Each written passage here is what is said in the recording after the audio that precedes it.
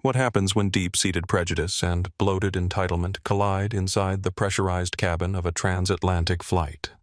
You might expect a heated argument, maybe an apology, and an awkward 7 hours. You wouldn't expect an event that would end a career, shatter a marriage, and create a viral moment of justice heard around the world. The story you're about to hear isn't just about a man yelling at a teenager. It's about the quiet strength that defies bigotry, the unexpected heroes who refuse to stay silent, and the stunning announcement from a captain that brought an entire first-class cabin to a standstill. Stay tuned, because the karma that follows is as swift and turbulent as a jet hitting a storm. Before we dive deeper, where are you watching from? Drop your city or country in the comments below. And if you believe in the power of resilience in the face of disrespect, tap that subscribe button for more stories of justice served. The hum of the Boeing 767's cabin was a symphony of quiet privilege. The scent of warm towels, a hint of expensive perfume, and the soft clink of glasses being prepped for pre-departure champagne filled the air. This was the sanctuary of Flight 735 from London Heathrow to New York's JFK, a world sealed off from the chaos of the main terminal. Into this serene environment stepped 17-year-old Jamal Williams. He was tall and slender, with a posture that spoke of years of disciplined practice. He wore a simple but well-fitted gray blazer over a black t-shirt, dark jeans, and immaculate sneakers. His expression was calm and observant, his eyes taking in the plush, cream-colored leather of his assigned seat, 2A, a window seat in the coveted first row of the first-class cabin. Slung over his shoulder was a backpack, and in his right hand he carefully carried a sleek black carbon fiber case that was unmistakably for a cello. He found his seat, slid the cello case gently into the adjacent private closet as instructed by the welcoming flight attendant, and settled into the spacious pod. He pulled out a worn copy of The Language of Music Theory and Practice, placed it on the polished wood grain tray table, and began to lose himself in its complex patterns. He was polite to a fault, offering a soft thank you, as the flight attendant, a warm-eyed woman named Maria Gonzalez, offered him a choice of orange juice or champagne. He chose the juice. He was in his own world, a bubble of focus and quiet anticipation. Jamal wasn't born into privilege. Growing up in Brixton, South London, with a history professor father and a high school principal mother, he'd been taught the value of education, hard work, and self-respect. His parents had sacrificed much to nurture his extraordinary talent, from second jobs to fund his first cello to countless hours driving him to competitions across the country. His grandfather, once a renowned jazz saxophonist who played with the greats in New Orleans before emigrating to England in the 1960s, had blended musical traditions in ways that profoundly shaped Jamal's approach to classical repertoire. "Music transcends all boundaries," his grandfather would tell him, slipping effortlessly between a Bach fugue and an improvisational jazz riff on his own saxophone. "It cares about the dedication in your heart and the skill in your fingers, not the color of your skin or where you come from." Those words had carried Jamal through countless uncomfortable moments. The raised eyebrows when he walked into prestigious concert halls, the whispers when he was the only black face in youth orchestras, the assumptions that he must be lost when he entered spaces traditionally dominated by wealth and whiteness. He was on his way to New York to compete in the final round of the prestigious Averton International Music Competition, a prize that could launch the career of any young classical musician. Out of thousands of applicants worldwide, only 3 had made it to the finals. Jamal was the youngest. This flight, this first-class seat, wasn't a luxury his family could afford. It was part of the prize package for becoming a finalist, sponsored by the airline itself through its Rising Stars Arts program. For Jamal, the seat wasn't a status symbol. It was a quiet space to prepare his mind for the most important performance of his life. Maria Gonzalez had been flying this route for 7 years. She'd seen the full spectrum of human behavior at 35,000 feet, from the kindest gestures to the most entitled tantrums. Something about the altitude seemed to strip away people's pretenses, revealing their true character in moments of stress or inconvenience. Maria had a particular sensitivity to the subtle discrimination she sometimes witnessed. Her own daughter, Sophia, a promising young violinist, had once been asked if she was lost when she arrived for a prestigious youth orchestra audition. Maria had watched her daughter's face fall, then harden with resolve. That memory made her particularly attentive to Jamal's comfort from the moment he boarded. "Can I get you anything else before we finish boarding?" Maria asked, noting how Jamal's fingers tapped silently on his book, as if playing invisible notes. "No, thank you," he replied with a smile. "I'm perfect." Maria nodded and continued her preparations. The tranquility of this pre-departure ritual would soon be shattered, though neither she nor Jamal could have anticipated how dramatically. Have you ever found yourself in a space where you were unfairly judged based solely on your appearance? What emotions did that experience trigger, and how did you respond? Share your personal story in the comments below. "Can you believe this?" The words sliced through the gentle hum of the first-class cabin. "They're letting kids wander up from economy to take a look now. The standards are just gone." The tranquility was broken by the arrival of William Barrett and his wife Elaine. William, in his mid-50s, initially presented an image of polished professionalism. His handshake was firm but not aggressive as he greeted a fellow passenger he recognized from business circles. His suit was tailored perfectly, and he moved with the confidence of someone accustomed to being accommodated in all situations. To a casual observer, William Barrett might have seemed simply like a successful businessman, perhaps demanding but not immediately unlikable. He smiled warmly at Maria as she offered him champagne accepted with a practiced thank you and asked about the flight time with apparent courtesy. But beneath this veneer of civility lay something darker. His smile never quite reached his eyes, and there was a studied quality to his politeness that suggested performance rather than genuine warmth. William Barrett hadn't just entered rooms. He assessed them, measuring each space and person against his internal hierarchy of importance.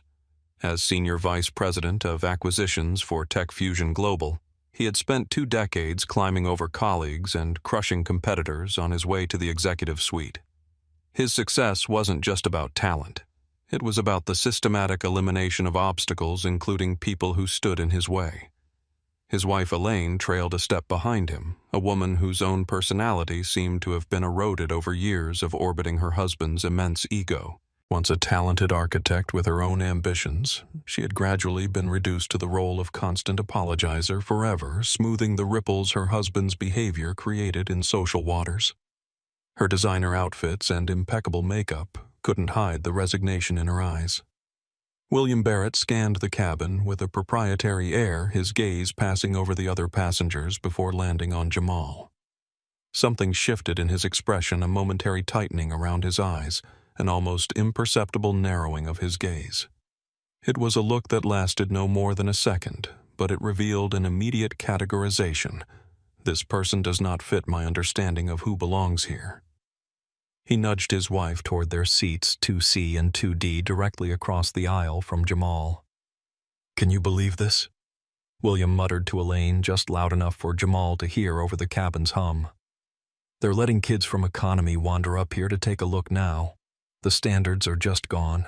Jamal didn't react. He had heard variations of that sentiment his entire life. He had learned long ago that engaging with such casual prejudice was a fool's errand. He kept his eyes on his book, his posture unchanged. The best response, his grandfather had always told him, is to be so undeniable they can't ignore your right to be there. But William Barrett was not a man to be ignored. After stowing his own luggage with a series of practiced movements, he settled into his seat and caught Maria's eye as she passed. "Excuse me," he said, his voice measured and professional. "I think there may have been a mix-up with the seating assignments. The young man across from us seems confused about his seat location." He gestured with a subtle nod toward Jamal, his tone concerned rather than overtly hostile. Maria smiled her professionally polite, unshakable smile. "No mix-up, sir. He's in his assigned seat." "Can I get you a glass of champagne to start?" William's face tightened almost imperceptibly. The easy dismissal of his concern was unexpected. He was accustomed to people taking his suggestions seriously. His assigned seat.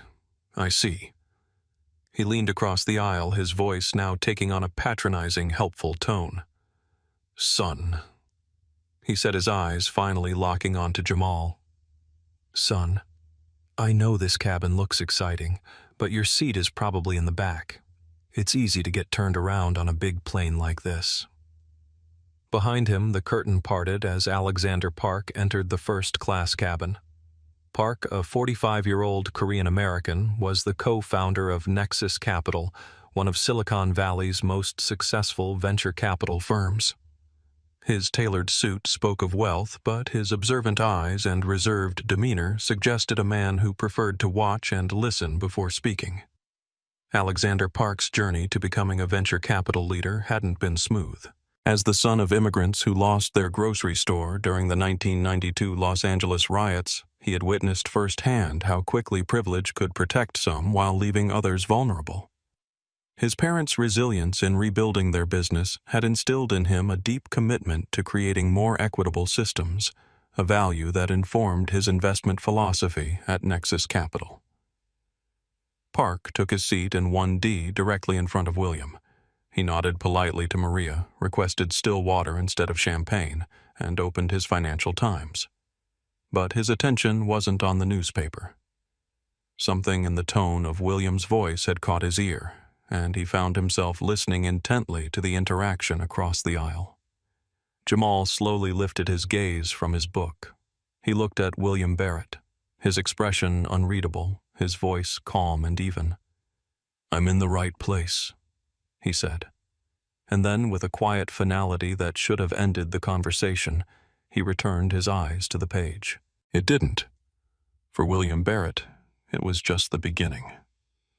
The quiet assurance in Jamal's tone was like a spark on dry tinder. Elaine Barrett shifted uncomfortably in her seat. This wasn't their first flight, and this wasn't the first time William had taken it upon himself to correct a situation no one had asked him to address. She'd seen that look in his eye before, that mixture of certainty and indignation that inevitably led to scenes she would later have to smooth over. "William," she said softly, touching his arm, "let the attendant handle it. It's their job." He shook her off without looking at her. "I've been flying first class longer than this kid's been alive. I know when something's not right." Alexander Park lowered his newspaper slightly, watching the interaction over the top of his reading glasses. In his years of evaluating companies and their leadership, he'd developed a keen eye for character. What he was witnessing was telling, not just about the man doing the talking, but about the teenager responding with such composure. Have you ever observed someone's true character gradually reveal itself in a public setting? What subtle cues gave away their real nature beneath the polite facade? Share your observations in the comments below. Look, kid, I'm just trying to help you out before you get into real trouble. The quiet assurance in Jamal's tone was like a spark that ignited something in William Barrett. In his world, people deferred to him. Junior employees laughed at his bad jokes. Waiters promptly refilled his water. And teenagers, especially black teenagers, did not speak to him with such self-possession. "The right place." William scoffed, his voice rising slightly.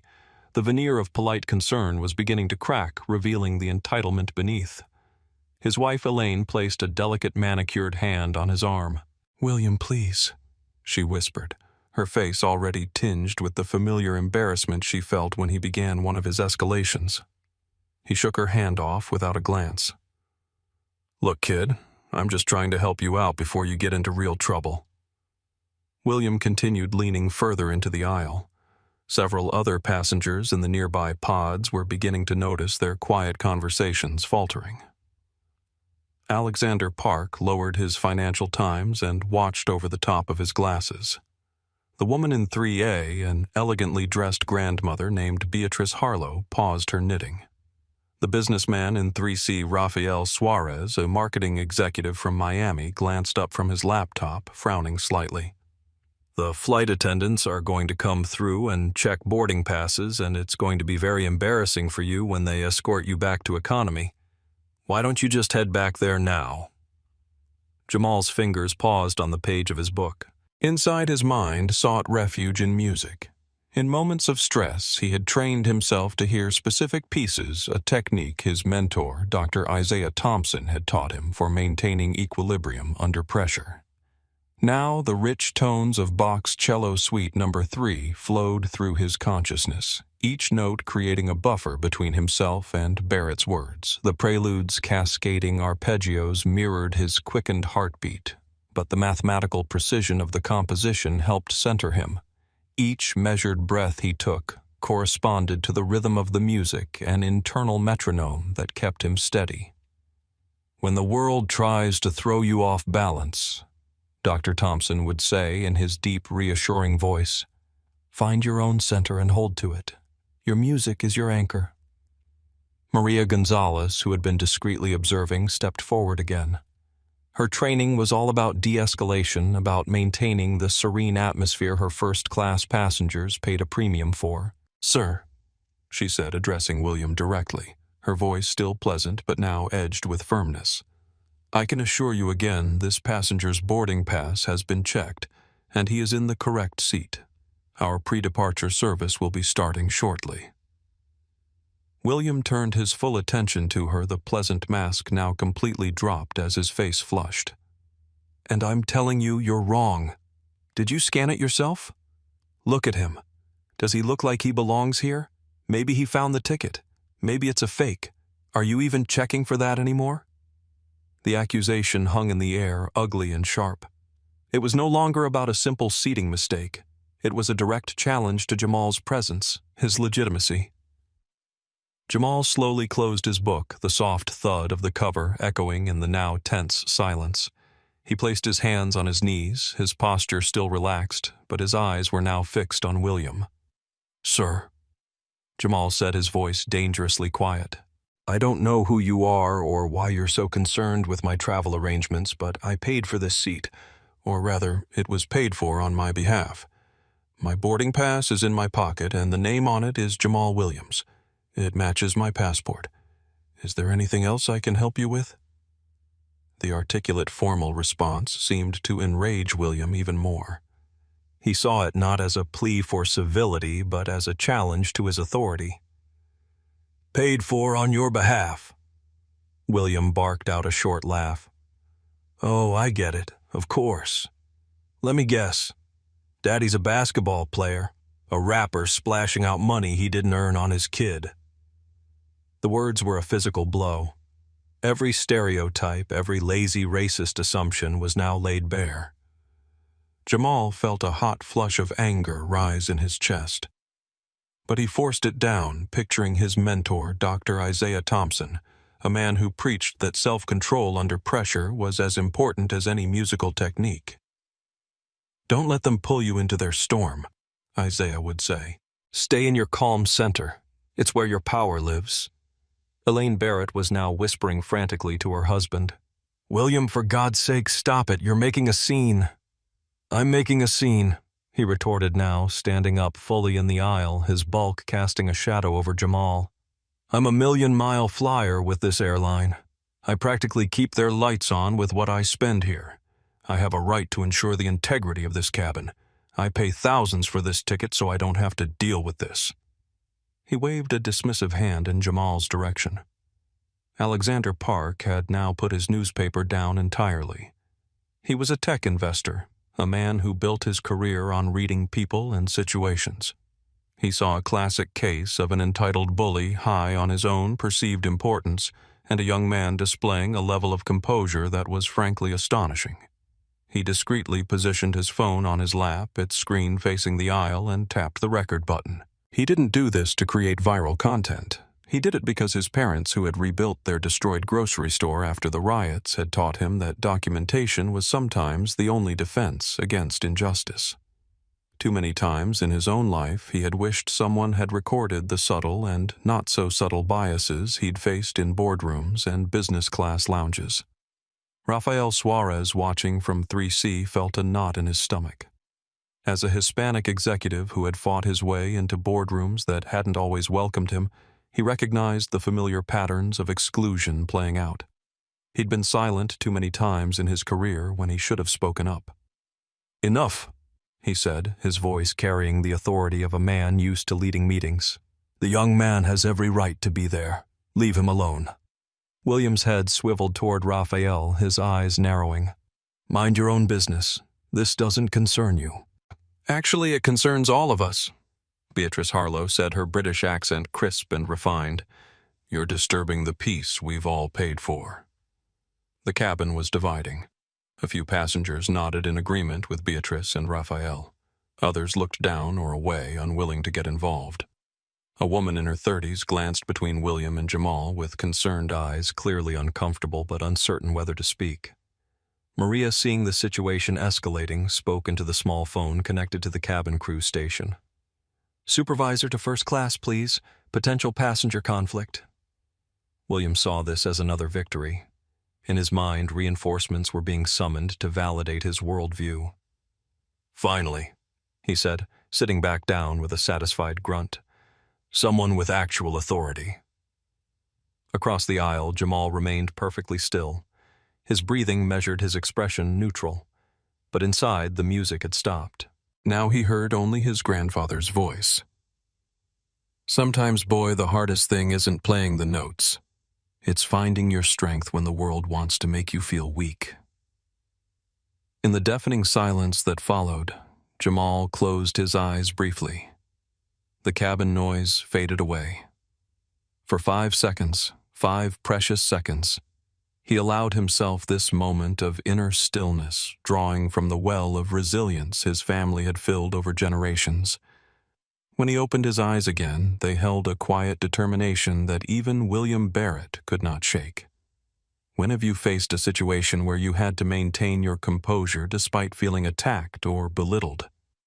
What internal resources helped you remain steady in that moment? I'd love to hear your personal strategies in the comments. Get your supervisor, or better yet, get the captain. I want this kid off the plane. Maria, the flight attendant, knew the situation was now beyond her control. Her professional smile had vanished, replaced by a mask of serious concern. "Sir, I'm going to have to ask you to return to your seat and lower your voice. You are disturbing the other passengers and creating a hostile environment." "Hostile? I'll show you hostile!" William bellowed, jabbing a finger first at Maria, then at Jamal. "Get your supervisor, or better yet, get the captain. I want this kid off the plane. He's probably carrying something in that ridiculous case of his. I want him and his bag searched and removed now." The threat was clear. The accusation, baseless and vile, had escalated from prejudice to a direct allegation of wrongdoing and potential danger. The entire cabin was now silent, all eyes fixed on the unfolding drama. Passengers in the business class cabin just behind the curtain were beginning to crane their necks, sensing the disturbance. A woman in a crisp pantsuit, Vanessa Rodriguez, a culture reporter for the New York Times, had already taken out her notebook, journalist's instincts kicking in. Jamal finally stood up. He was taller than William had given him credit for, and he met the older man's furious gaze without flinching. "You've said enough," Jamal said, his voice low and controlled. It wasn't anger that fueled his words. It was resolve, the kind that comes from generations of having to prove your worth in spaces designed to exclude you. This wasn't his first encounter with prejudice. When he was 12, a competition judge had accused him of having a professional play his audition recording. At 14, a concert hall security guard had stopped him at the performer's entrance, insisting he use the public doors despite his clearly visible credential lanyard. Last year at a master class in Vienna, a renowned cellist had expressed surprise that someone from your background could so masterfully interpret Bach. Each time, Jamal had responded not with outrage, but with undeniable skill. Each note he played was an argument for his belonging, each performance a rebuttal to the assumptions made about him. His cello wasn't just an instrument, it was his voice in a world that too often tried to silence him. Maria, seeing the potential for a physical confrontation, immediately spoke into the small phone connected to the cockpit. "Purser to flight deck. We have a code orange situation in the first-class cabin. A passenger is verbally abusive and refusing to comply with crew instructions, requesting captain's presence at seat 2D. The request had been made. The point of no return had been crossed. The quiet hum of the 707's cabin now felt like the silence before a lightning strike. The words "Code Orange" sent a ripple of alarm through the crew and the few passengers who understood airline terminology. It signified a serious security issue involving an unruly passenger. For William Barrett, however, hearing the flight attendant call for the captain was a victory. In his mind, the highest authority was now being summoned to validate his worldview and remove the anomaly that was Jamal Williams. "Finally," Williams sneered, sinking back into his seat with a triumphant smirk. "Someone with some actual authority. You'll see. They'll take one look at this situation and know who's right." He winked at his wife, but Elaine refused to meet his gaze. She had sunk into her seat, her face pale, wishing she could disappear into the expensive leather upholstery. 23 years of marriage had taught her the familiar rhythms of William's outbursts, but something about this felt different. A line crossed that couldn't be uncrossed. Across the aisle, Jamal remained standing, hands relaxed at his sides, his breathing controlled. He wasn't nervous. He wasn't afraid. He was observing. Each interaction with William Barrett had given him more information, more insight into the kind of man he was dealing with. And now he understood completely this wasn't about a seat or a ticket, or even about him. This was about a man whose entire identity was wrapped up in exclusivity and keeping certain spaces and certain people separate from himself. Alexander Park continued filming discreetly, his phone capturing every word, every gesture. As a venture capitalist, he had developed an eye for red flags in company leadership. What he was witnessing wasn't just a personal moral failure. It was the kind of character flaw that could sink an entire organization if left unchecked. Executives who behaved like this in public often created toxic environments behind closed doors. The few minutes it took for the captain to arrive felt like an eternity. The cabin was a tableau of discomfort. Most passengers stared resolutely out their windows or at the blank screens in front of them, desperate not to be involved. A few, however, watched openly, their faces a mixture of disgust and morbid curiosity. Rafael Suarez, the marketing executive who had spoken up earlier, was on his phone typing rapidly. He wasn't posting about the incident, not yet, but he was making notes. In his business understanding, human behavior was currency, and what he was witnessing was a masterclass in how not to handle conflict. Beatrice Harlow, the elderly woman with the knitting needles, had put her work aside and was watching with sharp, clear eyes. She had lived through decades of social change, had seen the civil rights movement unfold, had witnessed the slow, painful progress toward equality. And here, in what should have been the twilight of her life, she was watching the same ugly patterns play out in a luxury cabin at 35,000 feet. "History doesn't move in a straight line, does it?" she said quietly to no one in particular. "It spirals. We keep coming back to the same points, fighting the same battles." Maria stood at the ready, positioned slightly between William and Jamal, though she was careful not to make it obvious that she was creating a buffer. Her training had prepared her for difficult passengers, but the racial undertones of this confrontation went beyond the standard protocols. She caught Jamal's eye for a moment, and something passed between them, an unspoken recognition. Maria's own daughter Sophia had faced similar moments of exclusion in her young musical career. As a Hispanic girl in a predominantly white youth orchestra, Sophia had been asked more than once if she was really sure she was in the right rehearsal room. Maria had coached her daughter through those moments, teaching her that her talent spoke louder than any prejudice. Now seeing Jamal stand his ground with such composure, she felt a surge of protective admiration. The cockpit door opened with a quiet hiss, and out stepped not the grizzled, middle-aged man William had clearly been expecting, but a woman in her late 40s with sharp, intelligent blue eyes and blonde hair pulled back in a severe professional bun. Her uniform was immaculate, the 4 stripes on her epaulets gleaming under the cabin lights. This was Captain Gabriela Montero, a former Air Force pilot with over 15,000 flight hours and a legendary no-nonsense reputation among her crews. She didn't stride into the cabin. She owned it. Her presence instantly shifted the atmosphere from a public squabble to a serious command situation.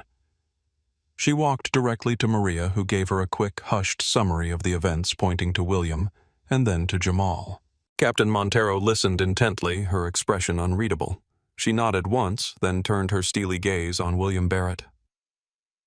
"Sir, I'm Captain Montero," she said, her voice calm and carrying an unmistakable weight of authority. "I understand you have a concern." The momentum was about to shift in ways William Barrett couldn't possibly anticipate. The power he thought he wielded was about to be eclipsed by something far greater, actual authority, backed by both moral and institutional power. If you witnessed someone being unfairly targeted because of their appearance, what specific actions would you take to intervene? Would you speak up directly, record the incident, or find another way to show support? Share your personal approach to being an effective ally in the comments. On my aircraft, we judge people by their actions, not their appearance.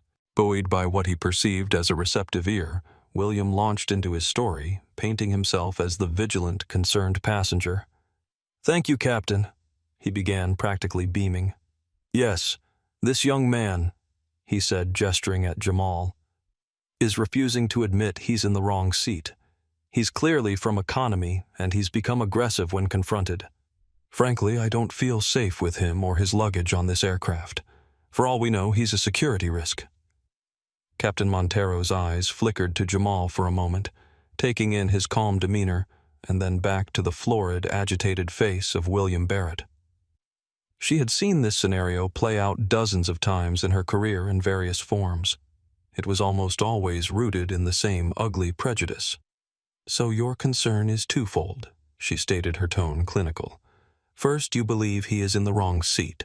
Second, you are suggesting he is a security risk based on—" "What exactly?" "Based on common sense," William sputtered, taken aback by the question. "Look at him. He doesn't belong here. He's being evasive. He's got a huge, strange case with him. I'm a premier executive flyer with your airline, Captain. My safety and my wife's safety should be your primary concern." Captain Montero gave a slow, deliberate nod. She then turned to Jamal. "Young man, may I see your boarding pass and your passport, please?" Jamal wordlessly reached into his jacket, produced the documents, and handed them to her. The captain examined them carefully. "Jamal Williams, seat 2A passport matches," she said, her voice clear and audible to everyone in the surrounding seats. She handed them back to Jamal with a respectful nod. "Thank you, Mr. Williams." She then turned her full attention back to William, her expression now hard as granite. "Mr. Barrett," she said, the honorific now sounding like an indictment. "Mr. Williams is in his correct assigned seat, which he is fully entitled to occupy. Your first concern is therefore invalid. As for your second concern, that he is a security risk, you have provided no evidence for this whatsoever, aside from your own personal feelings. Making a baseless security accusation against a fellow passenger is a serious offense on a commercial aircraft. A very serious offense." William's smug confidence began to visibly deflate, replaced by a flicker of panic. He had overplayed his hand. "Now, hold on," he stammered. "I was just being cautious." "You were being disruptive and discriminatory." Captain Montero cut him off, her voice dropping to a low, resolute tone. "You have verbally harassed a minor, ignored the instructions of my flight crew, and created a disturbance that has delayed our departure preparation. This is my aircraft, Mr. Barrett. My rules, and you have broken several of them." She paused, letting the weight of her words settle in the silent cabin. The power dynamic had been completely inverted. William Barrett, the self-proclaimed king of the cabin, was now just a chastened passenger being dressed down in front of his peers. Captain Montero wasn't just addressing William. She was sending a message to everyone in the cabin, to everyone in uniform, and to Jamal himself on her aircraft. Respect was non-negotiable. Gabriela Montero hadn't become a captain by accident or by following the path of least resistance. As one of the few female Hispanic pilots in a field still dominated by white men, she had faced her share of skepticism, condescension, and outright hostility. Early in her career, a male colleague had told her that Latinas make better flight attendants than pilots. Another had suggested she got her Air Force position through quotas rather than skill. She had responded by becoming one of the most decorated pilots in her squadron, by logging more hours than required by studying technical manuals during layovers when others were at the hotel bar. Mastery was her armor competence, her weapon. She recognized in Jamal a kindred spirit, someone forced to be twice as good to be considered half as worthy. She saw in his composed silence the same strategy she had employed countless times: let your performance speak for you. In the momentary silence that followed her rebuke, Captain Montero looked out the window.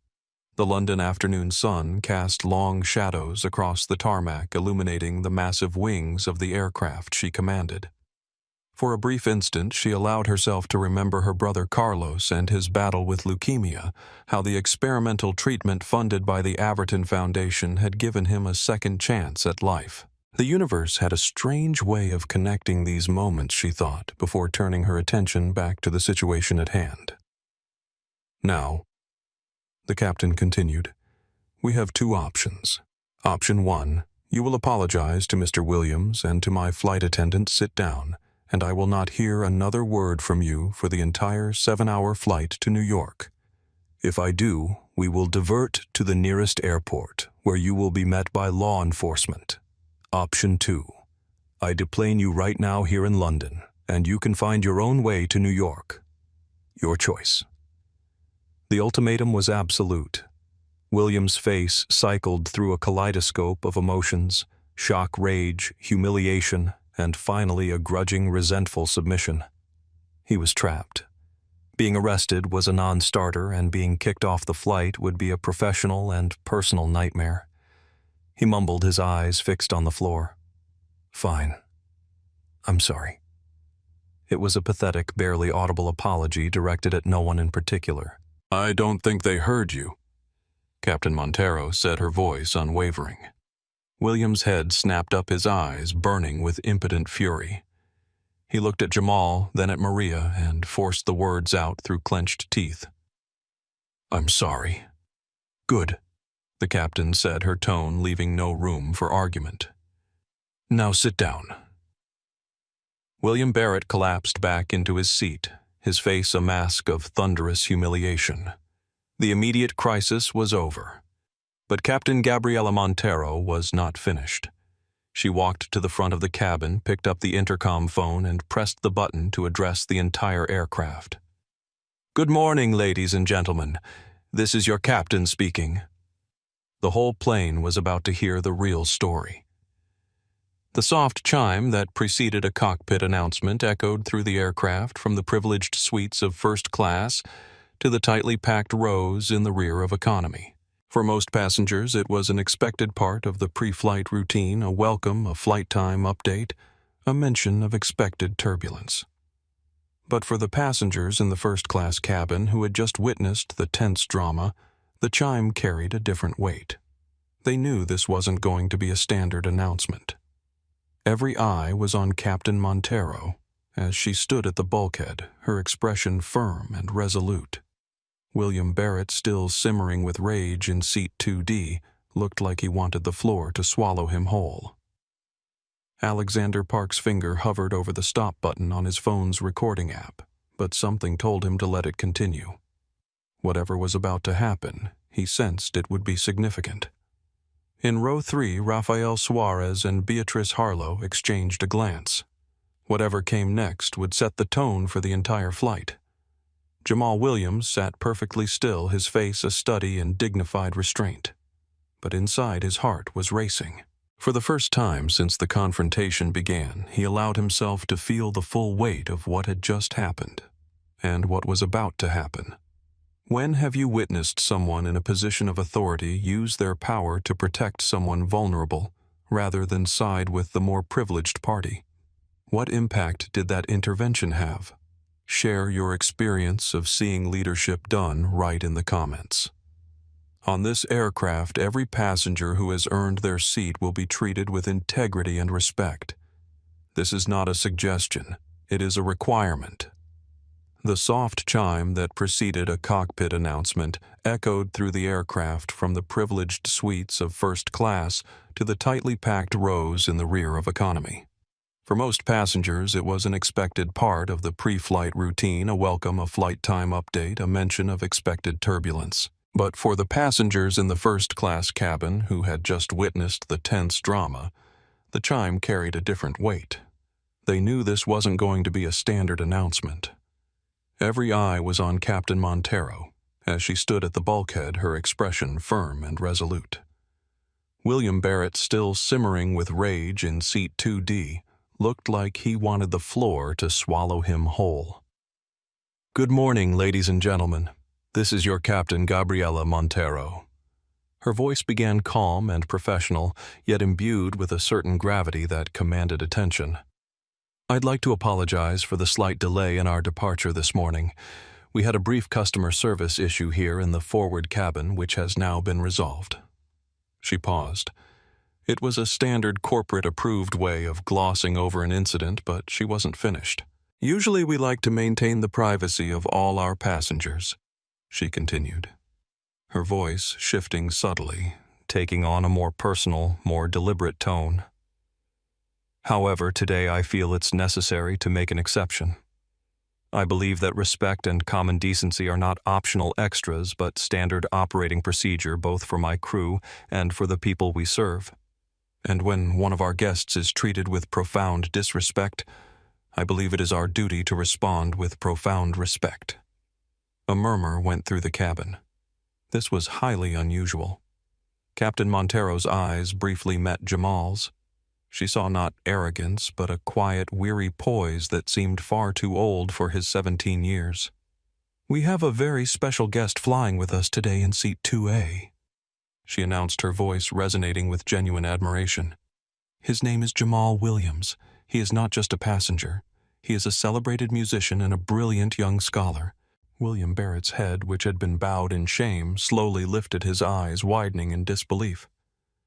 "Mr. Williams," the captain's voice continued, "is a cello prodigy who at just 17 years old has been recognized as one of the most promising classical musicians of his generation. He is flying to New York today because he is one of only 3 people from around the globe to be selected as a finalist for the Averton International Music Competition, one of the highest honors a young instrumentalist can achieve." The information landed with the force of a physical blow.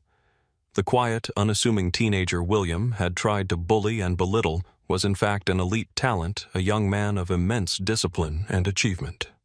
The other passengers were now looking at Jamal with a newfound sense of awe and admiration. Alexander Park allowed himself a small, satisfied smile. His camera was still recording, but Captain Montero still hadn't delivered her final devastating payload. "Furthermore," she went on, her voice now ringing with authority, "Mr. Williams is not here on his family's dime, as one passenger loudly assumed. He is flying as a distinguished guest of this airline. He is the inaugural recipient of our Rising Stars sponsorship program, an initiative we created to support and champion extraordinary young people in the arts and sciences. We are not just flying him to New York. We are honored to have him represent the values of excellence and dedication that our airline strives for." The silence in the cabin was now absolute. It was a thick, heavy silence, filled with the unspoken weight of collective shame on William Barrett's behalf. He had not just insulted a passenger. He had insulted a celebrated guest of the very airline he claimed to be a loyal patron of. He had attacked the company's own chosen representative of excellence. Captain Montero let that sink in for a moment before delivering the final personal twist that would utterly silence the plane. "On a personal note," she said, her voice softening slightly, but losing none of its power, "the Averton Foundation, which hosts this competition, does more than just support the arts. Their philanthropic grants also fund critical medical research. 15 years ago, a grant from the Averton Foundation funded the experimental treatment that saved my younger brother's life from a rare form of leukemia. So, to us and to me, an invited guest of the Averton Foundation is the most important person on this aircraft today." She placed the phone back in its cradle with a definitive click. The announcement was over. The silence that followed was unlike any other. It wasn't just quiet. It was stunned. Every passenger in the first-class cabin was now looking at Jamal Williams with something approaching reverence. Then they looked at William Barrett with undisguised contempt. He had shrunk in his seat, his face ashen. His world, built on a fragile foundation of bluster and perceived status, had been publicly and systematically dismantled in less than 2 minutes by a pilot who wielded her words with the precision of a surgeon. Maria Gonzalez walked over to Jamal's seat. She leaned down and whispered, "Mr. Williams, on behalf of the entire crew, I am so deeply sorry for what you just experienced. If there is anything at all we can do for you, please don't hesitate to ask." Jamal looked up at her, and for the first time since the ordeal began, a small, genuine smile touched his lips. "Thank you," he said softly. "I'm okay." And he was.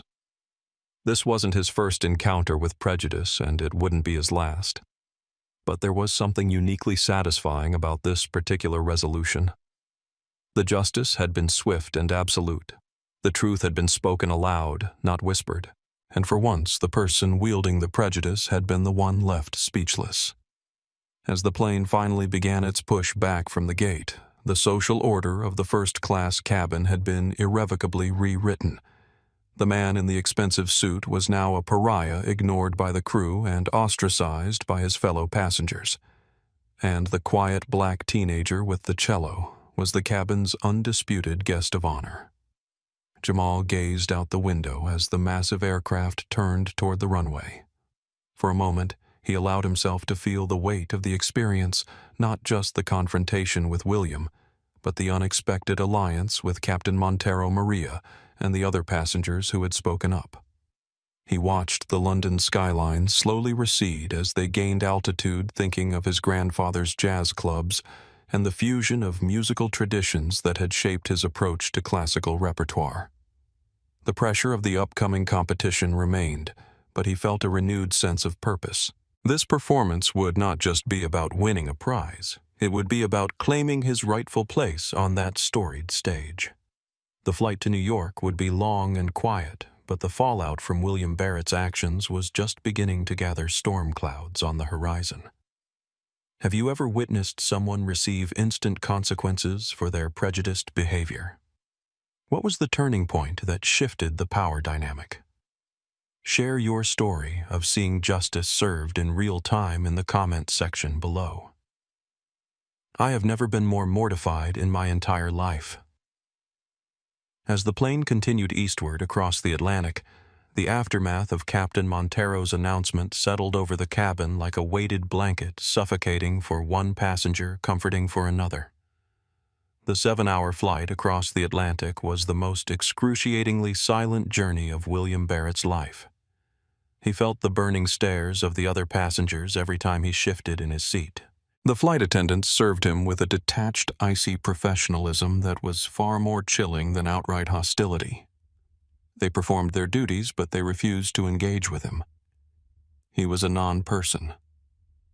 His wife Elaine had put on noise-canceling headphones the moment the seatbelt sign went off and had not spoken a single word to him. The chasm between their seats felt as wide as the ocean they were crossing. William, stewing in a toxic cocktail of humiliation and self-pity, refused to accept blame. In his mind, he was the victim. The captain was overreaching her authority. The flight attendant was incompetent, and the kid was an arrogant punk who had intentionally embarrassed him. He spent the flight mentally drafting a scathing letter to the airline's CEO, a man he'd met once at a charity golf tournament.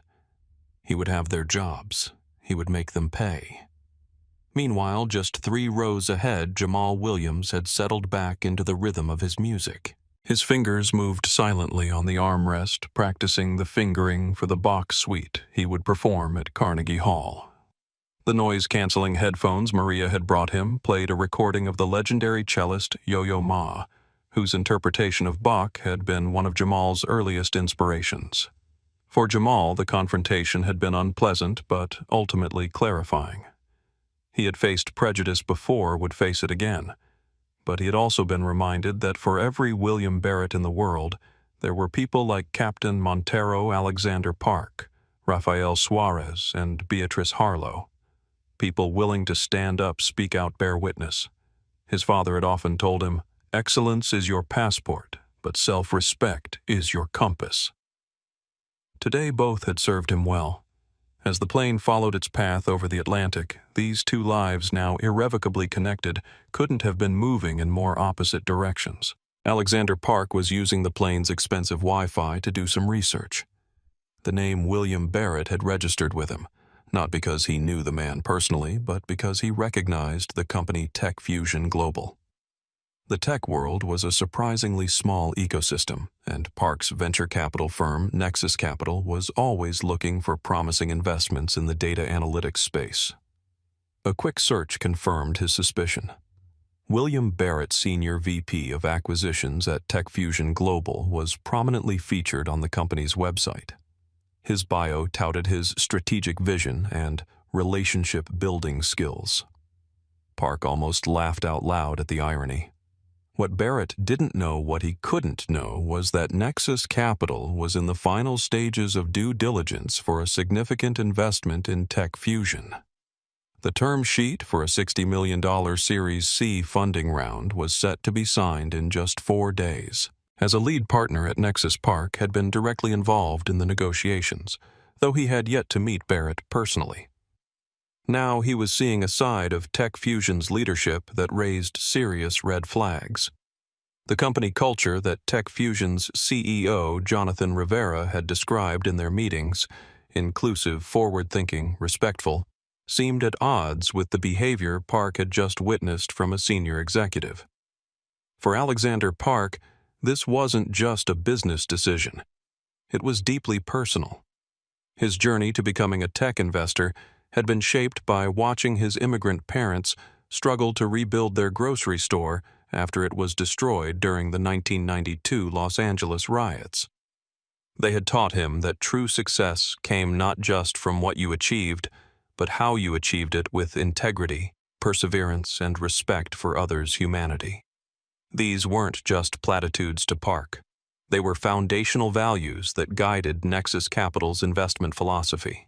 Using the plane's Wi-Fi, Park drafted a carefully worded email to his partners at Nexus. The subject line read, "Urgent Tech Fusion due diligence concern. I've just witnessed something that raises significant concerns about Tech Fusion's corporate culture and executive conduct," he wrote. William Barrett, their SVP of Acquisitions, demonstrated behavior that was not only openly discriminatory but potentially litigious. He attached the video file he had recorded along with a factual account of what had transpired. "This is not simply a case of one executive having a bad day," Park continued. "This kind of behavior reflects deeper cultural issues that pose serious risks, reputational, legal, and operational. I recommend we immediately pause the Series C process, pending a thorough review of Tech Fusion's leadership and culture. We cannot in good conscience attach our firm's name and capital to a company where a senior executive behaves this way in public. What happens behind closed doors?" He hit send, and the email shot from the plane across a satellite and into the inboxes of some of the most powerful investors in Silicon Valley. While William Barrett gripped his scotch with white knuckles staring blankly at the in-flight movie screen, and Alexander Park was setting in motion a financial reckoning Vanessa Rodriguez, the New York Times culture reporter seated in business class, had taken out her laptop. The story forming in her mind wasn't just about a confrontation. It was about classical music's accessibility problem, about the barriers young musicians of color still faced, and about how these moments of exclusion rippled through artistic communities. By the time the plane touched down at JFK, she had outlined an article that went beyond a simple in-flight confrontation. It touched on themes of bias in elite spaces, the quiet determination of artistic pursuit, and the surprisingly progressive stance of an airline in a moment of racial tension. Her working title, Dissonance at 35,000 Feet, When Classical Music, Race, and Privilege Collide. As the flight began its descent into JFK, Maria Gonzalez made her way to Jamal's seat. "Mr. Williams," she said quietly, "Captain Montero would like a word with you before you disembark, if that's all right." Jamal nodded. "Of course." Behind him, Beatrice Harlow leaned forward and patted his shoulder gently. "Young man," she said, her British accent crisp but warm, "I've seen many performances in my 78 years, but your composure today was one of the finest. Carnegie Hall will be a breeze after this." Jamal smiled genuinely. "Thank you, ma'am." As the plane taxied to the gate, William Barrett was already on his phone the moment the airplane mode sign went off. He had 3 missed calls from his office and a text from his assistant. "Call ASAP. Jonathan needs to speak with you urgently." A cold knot formed in his stomach. Something was wrong. Very wrong. What's the most satisfying example of natural consequences you've ever witnessed for someone's inappropriate behavior? How did that moment change the dynamics of the situation? I'm curious to hear your real-life stories of accountability in action. What other vulnerabilities exist within their culture? I cannot in good conscience attach our firm's name to a company where this kind of behavior is present at the senior VP level. While William Barrett was sending angry texts to his assistant, Alexander Park was completing his final move.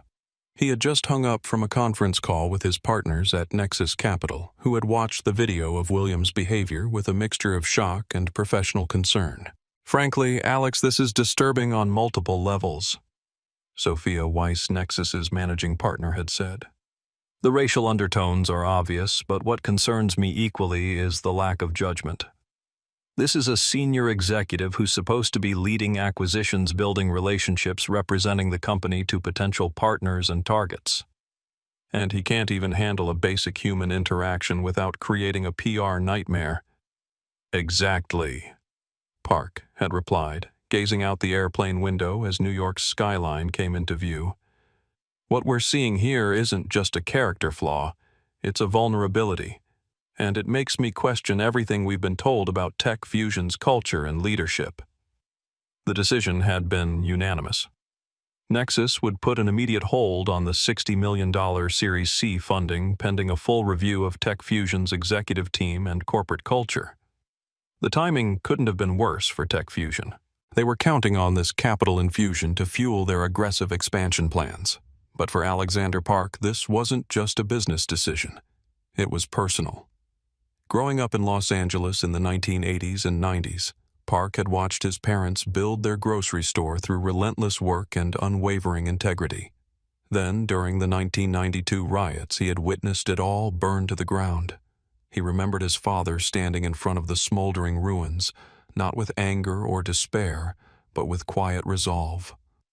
"We rebuild," he had said simply, "but this time stronger." And they had not just the physical store, but stronger relationships with the community, creating a business that served as a neighborhood anchor during turbulent times. His parents' response to that devastation had taught Park that true resilience wasn't about protecting what you had, but about using setbacks to create something better than before. When he'd entered the venture capital world after his MBA, he had vowed that the companies he funded would reflect those values. He had built Nexus into a firm known not just for its financial returns, but for its emphasis on ethical leadership and inclusive cultures. Their investment thesis explicitly recognized that companies with diverse leadership and respectful cultures outperformed their peers over time. What he had witnessed on the plane was the antithesis of those values, a man using his power and privilege to belittle someone he perceived as lesser based solely on race and age. As the seatbelt sign pinged off and passengers began the usual scramble to retrieve their belongings, Park made one final call. This one was directly to Jonathan Rivera, CEO of Tech Fusion Global. "Jonathan Alexander Park from Nexus. We need to talk, and it can't wait." Meanwhile, at the front of the plane, Jamal Williams was having a very different kind of conversation. As the last passengers filed past, Captain Gabriela Montero had emerged from the cockpit to speak with him personally. "Mr. Williams," she said, extending her hand, "I wanted to properly apologize for what happened earlier. It's unacceptable that you had to experience that on our aircraft." Jamal shook her hand, noticing the firm grip, the direct eye contact. "Thank you, Captain, but you have nothing to apologize for. You handled it perfectly." Captain Montero smiled, a genuine warmth breaking through her professional demeanor. "That's kind of you to say, but I also wanted to give you this." She handed him a business card with her personal email written on the back. "My brother is the concert master for the Philadelphia Orchestra. If there's ever anything he or I can do for you, introductions, recommendations, anything at all, please don't hesitate to reach out." Jamal accepted the card, touched by the gesture. "I appreciate that more than I can say." "One more thing," she added. "When is your competition performance?" "This Friday at Carnegie Hall, 7 p.m. Captain Montero nodded. "I have a layover in New York that night. If you can spare a ticket, I'd be honored to attend." For the first time all day, Jamal felt a lump in his throat. "I'll have one waiting at will call." As they parted ways, Beatrice Harlow approached her knitting needles, now tucked away in a vintage leather case. "Young man," she said, her voice carrying the gentle authority of age, "I have lived long enough to see history repeat itself in both tragic and beautiful ways. Today was both. The tragedy of that man's prejudice and the beauty of your composure in response. Never lose that inner strength." "Thank you, ma'am," Jamal said, helping her retrieve her small carry-on from the overhead bin. "I was at the March on Washington in 1963, you know," she continued. "I heard Dr. King speak of a dream where people would be judged by the content of their character. Today, you showed more character in silence than that man showed in all his bluster." She patted his hand. "I'm staying in New York with my daughter. Here's my number. I'd like to come to your performance as well, if that's possible." Jamal promised to arrange it, and they exchanged contact information. As the last passengers disembarked, William Barrett pushed his way through, avoiding eye contact with anyone. His wife, Elaine, followed a few steps behind her, face drawn and tired. As she passed Jamal, she paused briefly. "I'm sorry," she whispered so quietly he almost didn't catch it. Then she hurried after her husband. The contrast between these parallel journeys couldn't have been starker. William Barrett's world was imploding with every step he took away from the aircraft, while Jamal Williams found himself surrounded by unexpected allies and opportunities. Outside in the terminal, the consequences of Williams' actions were already spiraling beyond his control. Alexander Park's call to Jonathan Rivera had set in motion a chain of events that would reshape Tech Fusion's future. The New York Times culture reporter Vanessa Rodriguez was already drafting her article, having collected statements from multiple witnesses. And in the digital ether, the video recording of the incident was being uploaded to Nexus Capital's secure server, preserved as evidence for the board's emergency meeting the following morning. William Barrett thought he was simply heading into Manhattan for an ordinary business trip. In reality, he was walking into the eye of a perfect storm of his own creation. Have you ever witnessed someone's poor judgment in a public setting lead to unexpected professional consequences? What was the moment when you realized their actions would have repercussions beyond that immediate situation? I'd love to hear your stories about watching the dominoes fall after someone's mask slipped in public. Don't John me, Bob. Where are you good? Don't bother coming into the office tomorrow or ever again. By the time William Barrett checked into his Midtown Manhattan hotel, his world had already begun to unravel, though he didn't yet grasp the full magnitude of the disaster heading his way. His wife Elaine had remained icily silent throughout the taxi ride from JFK, staring out the window at the passing cityscape with uncharacteristic resolve. "This is ridiculous," William muttered more to himself than to her as the taxi crawled through Queens. "That captain was completely out of line. I'm going to write to the board about her conduct." Elaine didn't respond. Her silence was unusual. Normally, she would have murmured some sort of agreement or at least acknowledged his complaints. But something had shifted during that flight. Something fundamental. As the taxi pulled up to their hotel, Elaine finally spoke. "I'm not staying with you tonight." William blinked, certain he had misheard. "What?" "I'm going to Brooklyn to stay with my sister. I'll get my own cab." "Elaine, don't be dramatic. We have the dinner with the Henderson group tomorrow. I need you there." She looked at him, then really looked at him, perhaps for the first time in years. "No, William. What you need is to recognize what you've become. I have never been more mortified in my entire life. That young man," her voice broke slightly, "he could have been our son's age if we'd ever had children, and you treated him like he was nothing." William stared at her, momentarily speechless. In 23 years of marriage, Elaine had never directly challenged him like this. "Elaine, I've spent 25 years making excuses for you, smoothing things over, apologizing to servers and flight attendants and hotel staff. No more." She opened the taxi door. "My sister's been telling me for years that I deserve better. Today, I finally believe her." She stepped out, pulling her suitcase behind her. As she walked away, her fingers unconsciously tapped a forgotten Chopin etude on the handle of her suitcase muscle memory from a life she'd abandoned decades ago. "Don't call me tonight. I won't answer." The cab driver, who had been pretending not to listen, coughed awkwardly. "You still going to the Marriott, sir?" William nodded numbly, watching his wife of 23 years hail another taxi and disappear into the Manhattan traffic. Elaine Barrett sat in the back of her own taxi, hands trembling slightly as she pulled out her phone to call her sister. The weight of her decision was enormous, but so was the relief. For years, she had watched William's behavior grow increasingly entitled and dismissive. She had become an accomplice through her silence, a realization that had crystallized as she watched that young cellist maintain his composure in the face of William's aggression. What William never knew was that Elaine had once harbored dreams of being a concert pianist. She had studied at Juilliard before meeting him, before gradually surrendering her artistic ambitions to support his career. Watching Jamal stand his ground had awakened something long dormant in her, a recognition of her own complicity in William's behavior, and a resolve to reclaim her voice. In the hotel lobby, William's phone buzzed again. It was a text from his CEO, Jonathan Rivera. "Call me now. Urgent." A knot of dread tightened in William's stomach.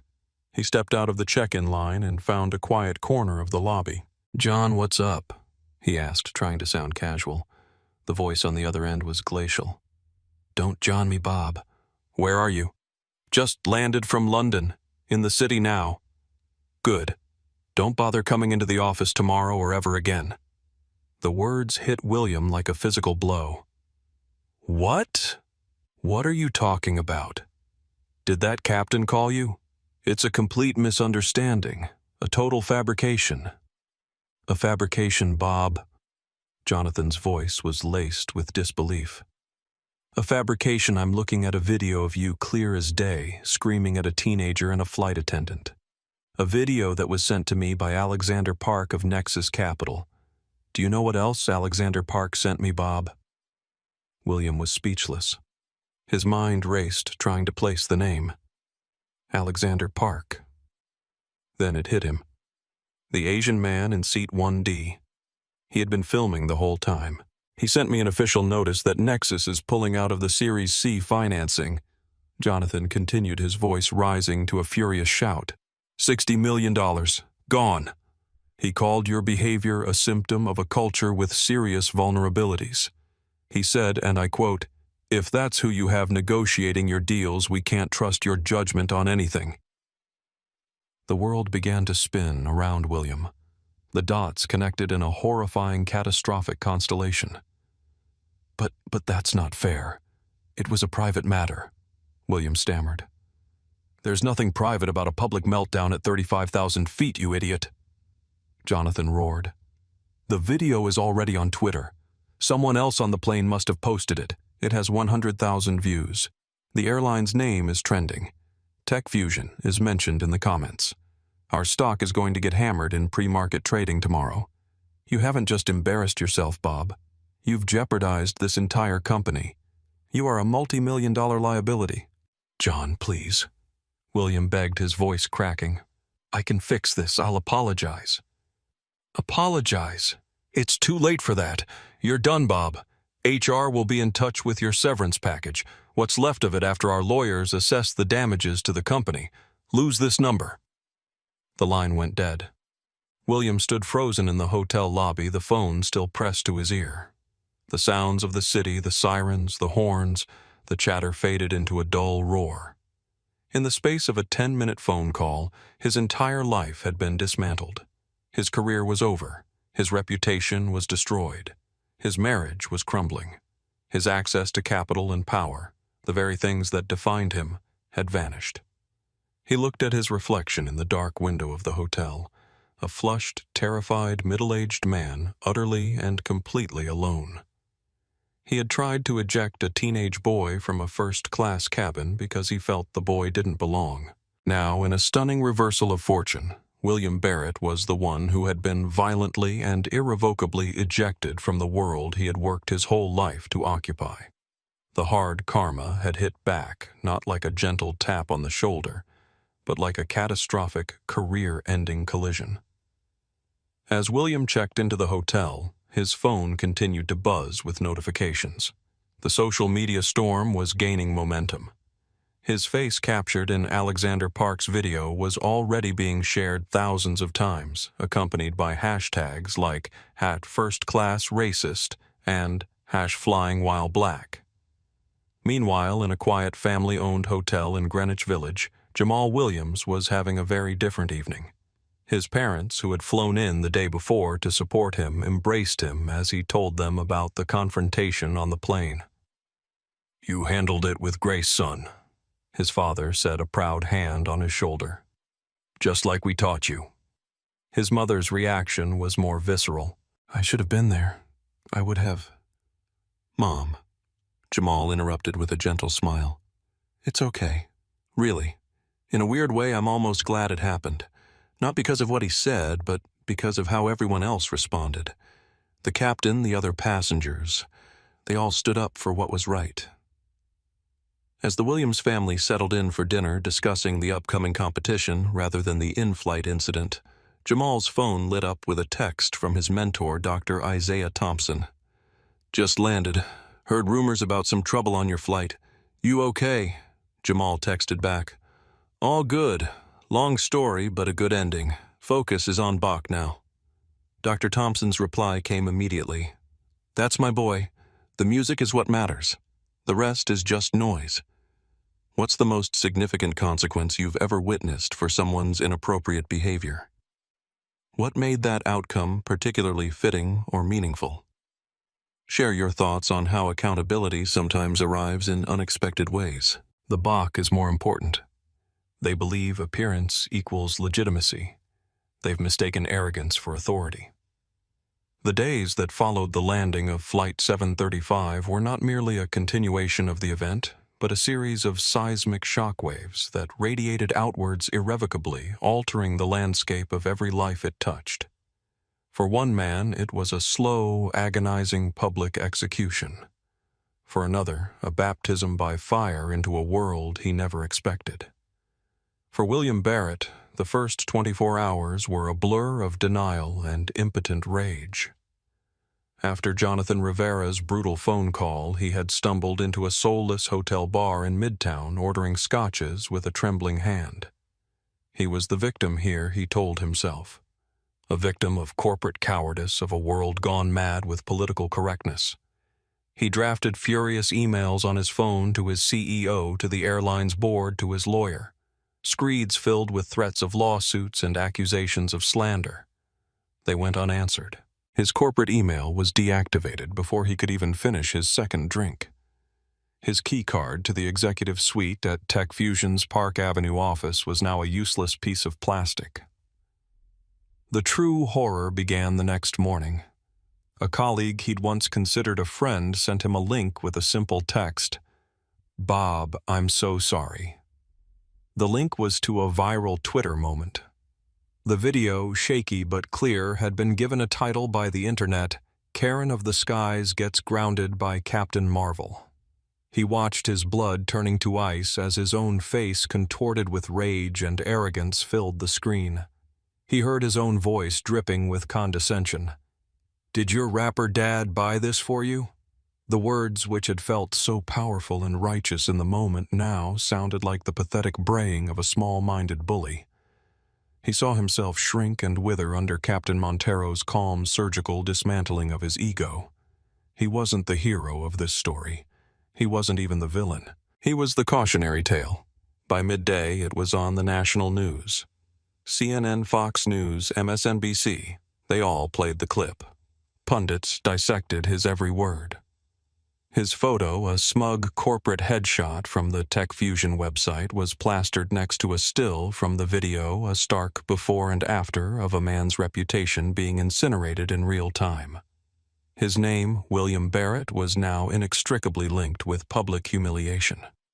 Meanwhile, in a quiet practice room at the Juilliard School, Jamal Williams sat alone with his cello. The Bach Suite No. 3 flowed from his fingers with new depth and nuance, each phrase carrying the emotional weight of recent events. The confrontation on the plane had somehow unlocked something in his, playing a richness of interpretation, a maturity beyond his years. The music had always been his sanctuary, but now it felt like something more, a declaration of self in a world that too often tried to define him by appearance alone. Through the practice room's small window, he could see the Manhattan skyline, the towers of Midtown reaching toward the clouds. Somewhere out there, William Barrett was facing the consequences of his actions. But in this room, with just himself and Bach for company, Jamal found perfect freedom.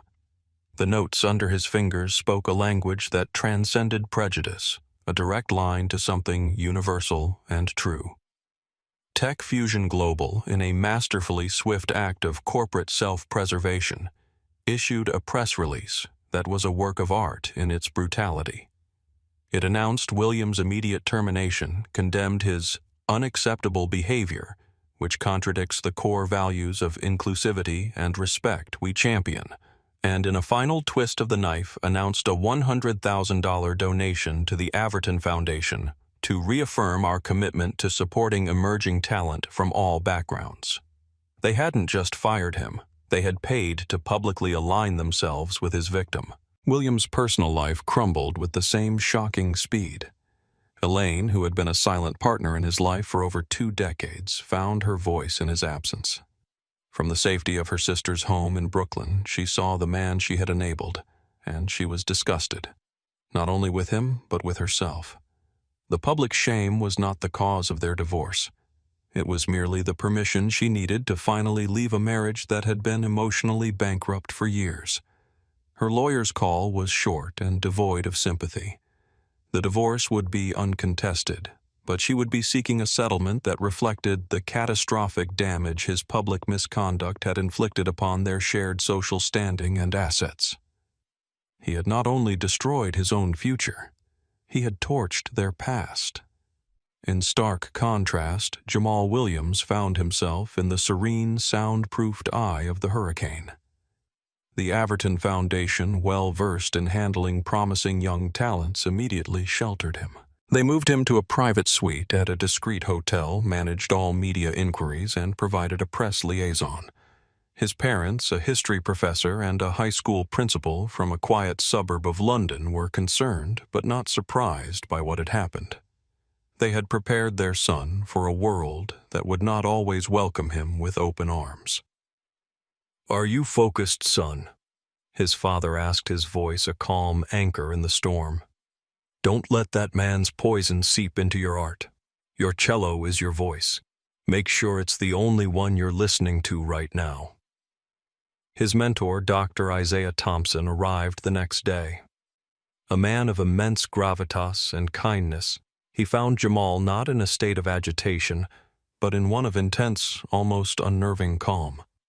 He was practicing 16 hours a day, the rich, resonant tones of his cello filling the suite. "The world is talking about you, Jamal," Isaiah said gently, sitting across from him. "I know," Jamal replied, not taking his eyes off the sheet music. "They're talking about a video. I am talking about Bach. The Bach is more important." "It is," Isaiah agreed, "but you cannot ignore the pressure. You are no longer just a musician. You've become a symbol." Jamal finally stopped playing. He looked at his mentor, his young face etched with a wisdom far beyond his years. "That man wanted to make me small. He wanted to put me in a box based on what I look like. He failed.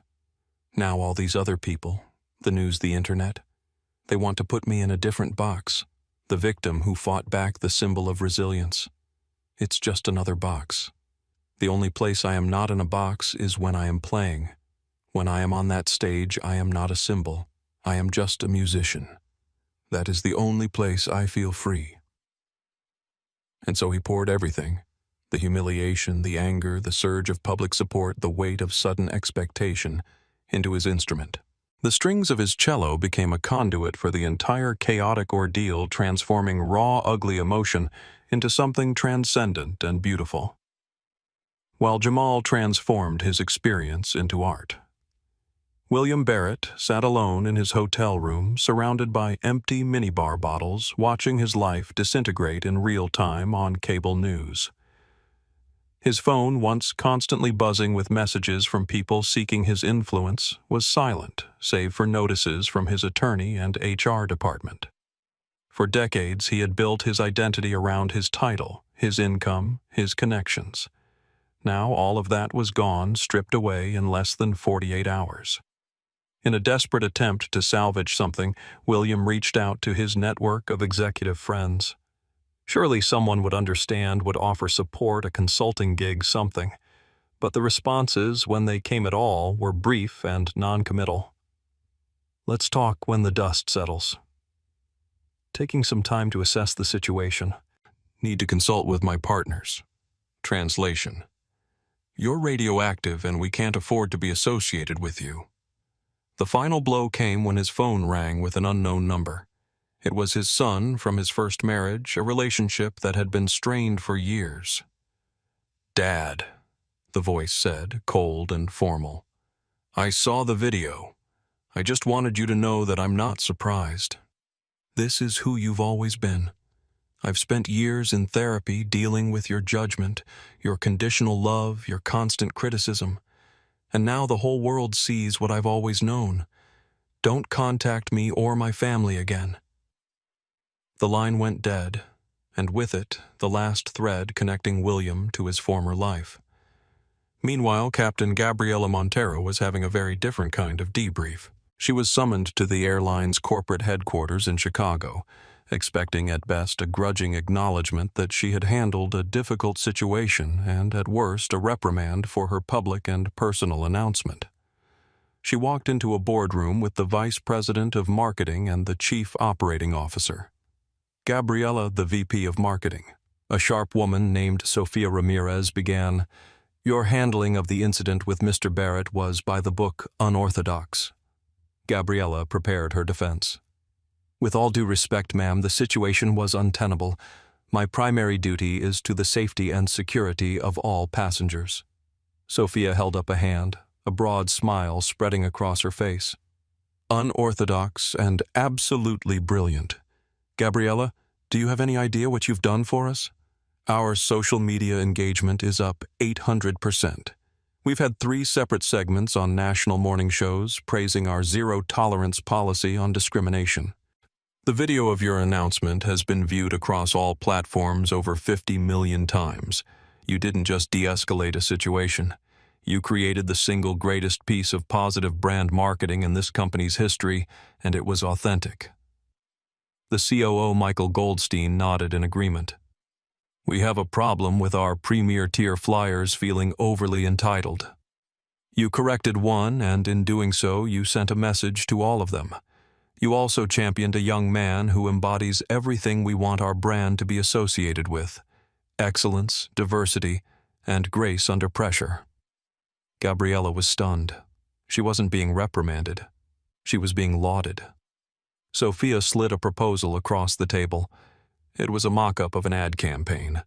There was Jamal in a tuxedo cello in hand sitting in seat 2A. The tagline read, "Excellence transcends class." "We're offering Mr. Williams a significant endorsement deal," Sophia explained. "And we're making you the public face of our new pilot recruitment drive. We want more pilots like you, Captain. Pilots with a backbone." In the quiet moments of her hotel room that evening, Gabriella sat by the window watching the Chicago skyline flicker with the last light of day. She thought of her brother Carlos, now healthy and leading the Philadelphia Orchestra, and of Jamal Williams preparing for the performance of his life. She thought about courage, not the dramatic kind celebrated in movies, but the quiet, everyday courage of standing firm when it would be easier to look away. In her 20 years of flying, she had witnessed countless small injustices that passengers of color endured. Today had been different only because she had finally found herself in a position to do something about it. How do you find peace and purpose in the midst of chaos? What anchors you when the world seems to be spinning out of control? Share your personal strategies for maintaining your center when faced with life's storms. Tonight I'm not playing for them. I'm playing for everyone who's ever been told they don't belong. The hushed anticipation inside Carnegie Hall was electric. Every seat was filled from the orchestra level to the highest tier of the balcony. What would normally have been a prestigious but relatively quiet affair, the finals of the Averton International Music Competition, had been transformed into a cultural moment. The story of the young black cellist confronted on a transatlantic flight had struck a chord that resonated far beyond the classical music world. It had become a parable about resilience in the face of prejudice about excellence as the ultimate answer to ignorance. The amber glow of the hall's legendary acoustical design cast a golden light across the audience. The air itself seemed to vibrate with anticipation. The scent of perfume mingled with the polished wood of the century-old venue. From backstage, Jamal could hear the gentle murmur of conversation, the occasional cough, the rustle of programs, a symphony of expectation that would soon give way to the pure voice of his cello. 3 rows from the stage, Captain Gabriela Montero sat in her dress uniform surrounded by her entire flight crew from Flight 735. Maria Gonzalez, the flight attendant who had first intervened, had brought her teenage daughter Sophia, a budding violinist, who now looked at the empty stage with wide-eyed anticipation. "That could be you someday," Maria whispered to her daughter, who squeezed her hand in silent agreement. In the box seats to the right, Alexander Park and his wife were deep in conversation with Jonathan Rivera, Tech Fusion's embattled CEO, who had reached out to Park with a surprising proposal, a technology partnership with the Averton Foundation to digitize and democratize access to classical music education in underserved communities. "Consider it the first step in our cultural reset," Rivera had said. "We're calling it the 2A Initiative." Beatrice Harlow, the elderly woman from the flight, was seated in the center of the front row, her gnarled hands resting on a vintage leather handbag, her eyes bright with anticipation. Rafael Suarez had brought his entire marketing team to witness what he now used as a case study in authentic communication while Beatrice sat with her daughter and granddaughter, 3 generations united in witnessing musical history. Backstage, Jamal Williams stood alone in the green room. His parents and Dr. Thompson had wished him luck, and then, sensing his need for solitude, had taken their seats in the hall. Jamal could hear the murmur of the crowd through the thick walls, could feel the weight of expectation settling on his shoulders. For a moment, doubt crept in. Not about his ability. He had prepared meticulously, had played this piece hundreds of times, but about the context. Would they be listening to his music, or would they be watching a symbol the young man from the viral video? Then he remembered what his grandfather had told him the night before in a transatlantic phone call. They came for the story. Make them stay for the music. Jamal closed his eyes and began his pre-performance ritual. He visualized the piece from beginning to end, felt his fingers moving over the strings, heard the music in his mind with perfect clarity. The cello's rich voice seemed to resonate within him before he'd even drawn the bow across its strings. He took 3 deep breaths, each one slower than the last. Then, unbidden, William Barrett's face flashed in his mind. The sneering dismissal, the assumption of inferiority, the casual cruelty. Jamal's eyes snapped open. For a split second, anger threatened to disrupt his focus. But then, surprisingly, he felt a wave of something like gratitude. William Barrett had given him a gift, though he never intended to. He had reminded Jamal why he played music in the first place, because in a world that often tried to put him in a box, to limit him, to define him by his appearance, music was the one place where he was truly free. "Tonight, I'm not playing for them," he whispered to himself. "I'm playing for everyone who's ever been told they don't belong." The stagehand knocked gently on the door. "5 minutes, Mr. Williams." Jamal nodded, picked up his cello, and made his way to the wings of the stage. The 2 other finalists, a brilliant Japanese pianist and a Russian violinist, had already performed. Now it was his turn. The announcer's voice echoed through the hall. "Our final competitor this evening from London, England, performing Johann Sebastian Bach's Cello Suite No. 3 in C major, Jamal Williams." The applause that greeted him as he walked onto the stage was thunderous, far beyond the polite reception typically given to competition finalists. It contained a message: "We see you. We support you. We're here for you." Jamal acknowledged the applause with a simple nod, then took his seat in the center of the stage. The spotlight created a pool of golden light around him, isolating him from the darkened audience. He adjusted his cello between his knees, positioned his bow, and took one final breath. Then he began to play. The prelude started with a cascade of notes, a waterfall of sound that seemed to fill the entire hall. From the very first measure, it was clear that this was not merely a technical exercise. This was a declaration, bold and uncompromising. The resonance of the cello's lower register vibrated through the floorboards, creating a physical connection between performer and audience. Jamal's body swayed gently with the rhythm, his face a study in concentration and joy. The allemande that followed was more contemplative, a flowing dance of question and answer. Jamal's interpretation brought out the movement's searching quality, its philosophical underpinnings. The bow seemed to pull the notes from the air itself, each one perfectly placed, yet feeling spontaneous. It was as if Bach himself was pondering the nature of existence, and Jamal was channeling those questions through his bow.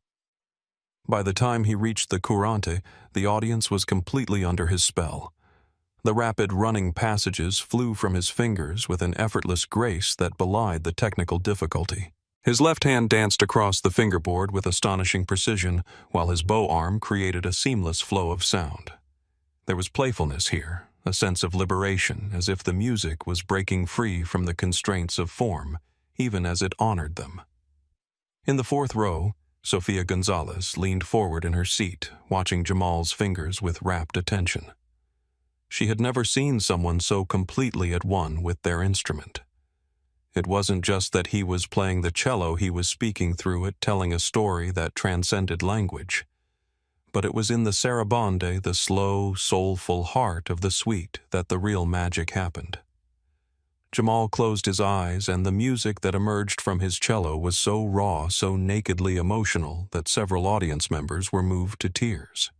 The vibrato on sustained notes quivered with vulnerability, creating moments of such tenderness that the hall seemed to hold its collective breath. It wasn't sad exactly. It was profound, speaking to something essential and universal about the human experience. Captain Montero found herself thinking of her brother's battle with leukemia, of nights spent in hospital rooms where time seemed to stretch into infinity. Somehow, Jamal had captured that exact quality of suspended time in his playing moments, where joy and sorrow were so intertwined, they became indistinguishable. The final jig was a dance of pure joy, the kind of uninhibited celebration that transcends cultural boundaries. Jamal's fingers danced across the strings, his bow flying his entire body, engaged in the creation of a moment of shared ecstasy. The tempo was brisk, but never rushed, each note articulated with crystalline clarity despite the speed. As he approached the final phrases, the energy built to an almost unbearable intensity, culminating in a final chord that seemed to hang in the air like a shimmering declaration. When the final note faded into silence, the hall held its breath for a full 5 seconds. It was as if no one wanted to break the spell, to return to the ordinary world after such a transcendent experience. Then, as one, the audience rose to its feet. The applause wasn't just enthusiastic. It was revelatory, a collective recognition that they had just witnessed something extraordinary. It wasn't about the viral video anymore. It wasn't about William Barrett or Flight 735 or racial politics. It was simply about a young man and his cello and the magic they had created together. Jamal stood bowed deeply, and in a gesture that moved many to tears held his cello aloft in a salute to the audience. It wasn't showmanship. It was an acknowledgement that the music belonged to all of them now. As he left the stage, the applause continued, sustained and powerful. In the wings, Dr. Thompson was waiting, his eyes glistening. "That wasn't just Bach," he said, embracing his student. "That was Jamal Williams." The judges' deliberation was the shortest in the competition's history. When they returned to announce the winner, there was a sense of inevitability in the air. The winner of this year's Averton International Music Competition and recipient of the Averton Foundation's Young Artist Award is Jamal Williams. The hall erupted again. Jamal returned to the stage, accepted the crystal trophy, and was handed the microphone. "Thank you," he said simply. "Music has always been my voice. Tonight I felt like you really heard me. I am grateful." Then, in a spontaneous gesture that would be talked about for years, he nodded to the wings, and Dr. Isaiah Thompson joined him on stage with his own cello. Without announcement, they launched into a duet, an improvisational piece that wove themes from the Bach suite with elements of jazz, soul, and even hip-hop. It was a musical conversation between generations, between traditions, between the classical world and the modern one. It was a declaration of freedom. In the audience, Captain Montero found herself weeping openly. Maria Gonzalez's daughter leaned over and whispered, "I'm going to practice harder. I want to play like that someday."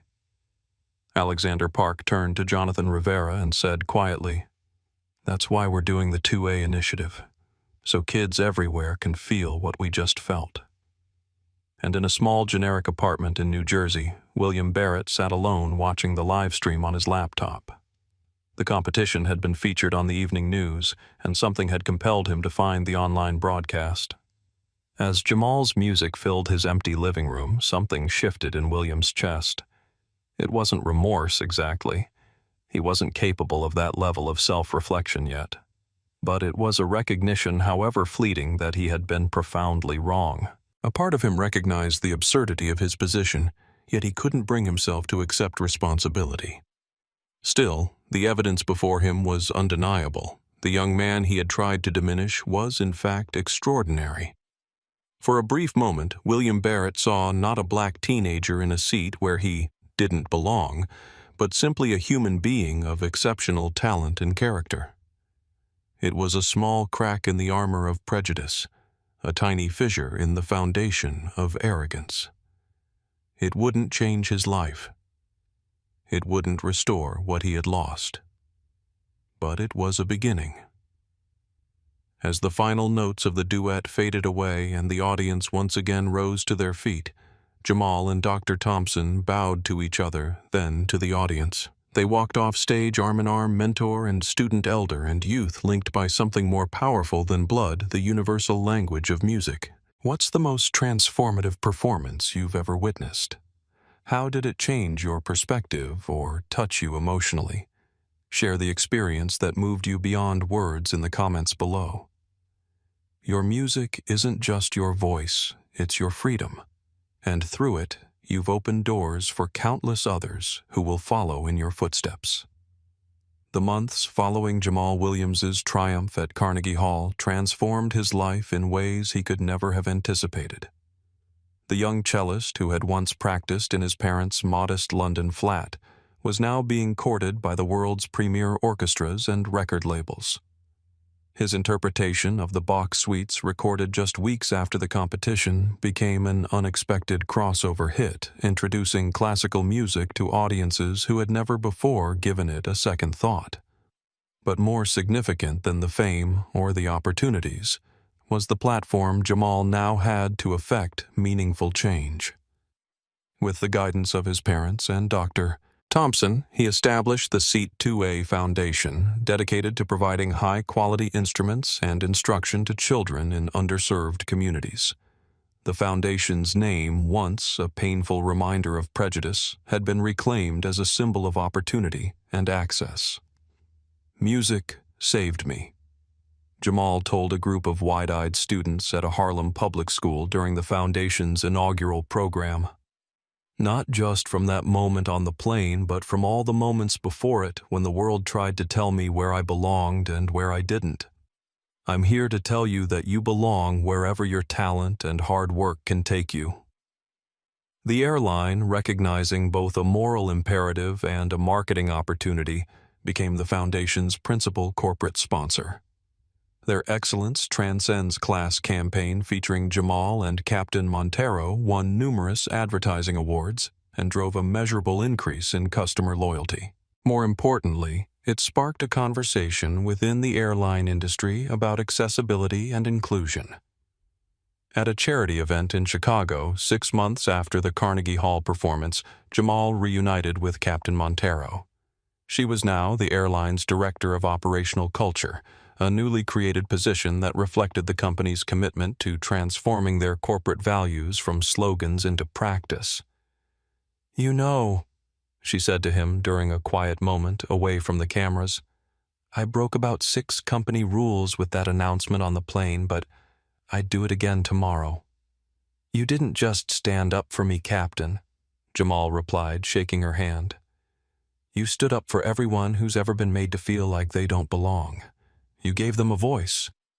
Across the country, in countless classrooms, boardrooms, and training sessions, the video of William Barrett's meltdown and Captain Montero's response had become a case study in biased leadership and accountability. Corporate diversity consultants referenced it in workshops. Flight attendant training programs used it to teach conflict de-escalation. Law schools analyzed the potential liability issues. But perhaps the most profound impact was on the classical music world itself. The visibility of Jamal's story had forced a long-overdue conversation about accessibility and representation in an art form often perceived as elitist and exclusionary. Conservatories were re-examining their admissions processes. Major symphonies were launching outreach programs in diverse communities. Benefactors were funding scholarships for promising young musicians from underrepresented backgrounds. What happened to you on that plane was a microcosm of what happens in our industry every day. The director of a prestigious music academy told Jamal during an interview, "The assumption that certain people don't belong in certain spaces, the burden of constantly having to prove your legitimacy, the expectation of gratitude for being allowed entry. Your response has challenged us all to do better. Alexander Park and Nexus Capital had turned the Tech Fusion incident into a catalyst for industry-wide change. Their new investment criteria now explicitly included assessment of company culture and executive behavior, setting a standard that other venture capital firms quickly adopted.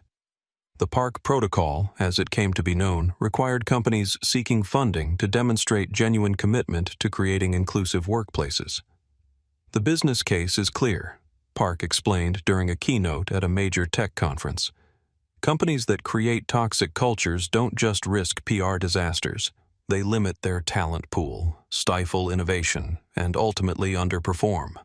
What we witnessed on that flight wasn't just a moral failure. It was a business liability that no responsible investor could ignore.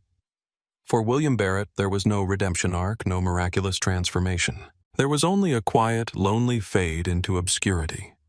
The man who had once commanded boardrooms and first-class cabins now lived in a small, generic apartment in New Jersey, his days filled with fruitless job applications and unanswered emails. His severance had been minimal, his savings depleted by legal fees and Elaine's divorce settlement. His name had become toxic in the business world, a shorthand for the kind of executive liability no company could afford. Former colleagues crossed the street to avoid him. His country club membership was revoked. Invitations stopped coming. He was a ghost in the digital machine, his name a permanent cautionary tale, his face a meme representing privileged entitlement. In his lowest moments, William would find himself watching videos of Jamal's performances, searching for something he couldn't quite name. Perhaps it was understanding of how a teenager had shown more character in 5 minutes than he had demonstrated in 50 years. Or perhaps it was simply the beauty of watching someone exist in perfect harmony with their purpose, something William, for all his material success, had never experienced. It was the ultimate reckoning. His victim had become a symbol of everything he could never be, and his own name was now synonymous with the very prejudice that had led to his spectacular fall from grace. William had lost far more than a first-class seat. He had lost his way. But for Jamal Williams, seated in a recording studio in London, almost exactly 1 year after the fateful flight, that chapter was closed. He was working on his first original composition, a piece that integrated classical structures with influences from his grandfather's jazz background. His cello sang beneath his fingers, the music flowing from some deep, authentic place within him. "There's something different in your playing now," his grandfather observed during a visit to the studio. "Something I've never heard before." Jamal smiled. "I finally understand what you've been telling me all these years. Your music isn't just your voice, it's your freedom. And through it, you can help others find theirs." The old jazz man nodded, his eyes shining with pride. "That's exactly right. And that's why what you're doing with the foundation matters so much.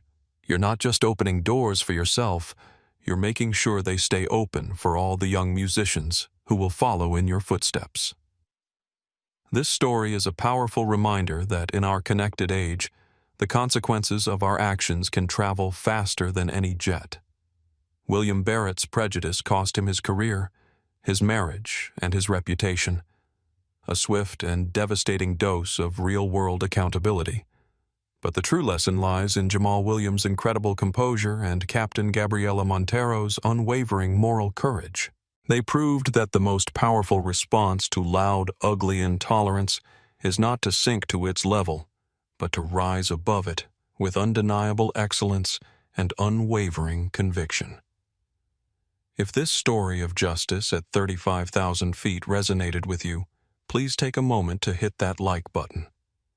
Share it with someone who needs to hear a story of hope and consequence. And most importantly, subscribe to our channel for more true stories where character is tested, heroes emerge in the most unexpected places, and the actions we take create ripples that transform lives forever. This is Bliss Whispers, bringing you stories that matter. Remember to hit that subscribe button, turn on notifications, and join our community of viewers who believe in the power of resilience, integrity, and standing up for what's right. Your comments mean the world to us, so let us know what this story meant to you. Until next time, remember that your worth is never determined by someone else's judgment.